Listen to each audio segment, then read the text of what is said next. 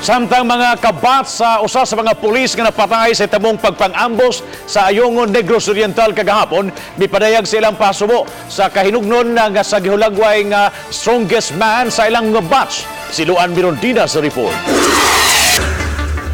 Naka-half-mast karon ang tanang mga bandila sa nagkariang police stations o police offices Lukop Rehiyon nunot sa nitabong pag-ambush patay sa upat ka mga sakop sa RMFB 7 sa Barangay Mabato, Ayungon, Negros Oriental kagahapon sa hapon. Dinhi sa Lapu-Lapu City Police Office gidestino ang 5 sa mga batchmates ni Patrolman Ruel Cabillon usa sa upat ka mga intel operatives nga nakalas.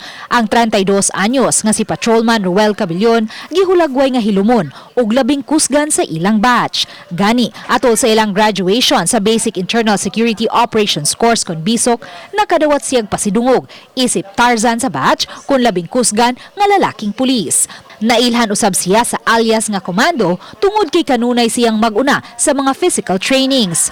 Busa ingon na lang ni Ana ang kahinugon ug kasubo nga gibati siya mga kabatch sa Philippians 2016. Paghibaw na mo nga naambusyan siya, na-shock mi kay siyempre bago pag mi nag-anniversary pag July 15 and then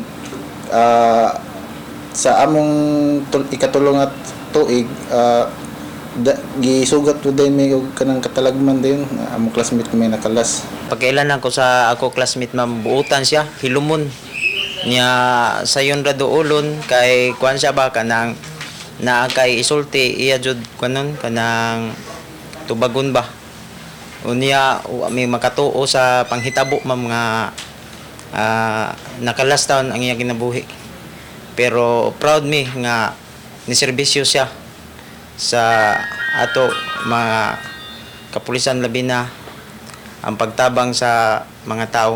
Apan bisan pa man sa hitabo, wala kini makapabugnaw sa PNP Batch Philippians 2016 sa parayong pagserbisyo sa Philippine National Police. Morning gingon ma'am nga aware na taron sa binasa to mga tropa sa kapulisan mag-alerto ta kay dilan tanan panahon nga kita maabtikon wata kaila sa atong mga kontra sa side sila sa day naniid.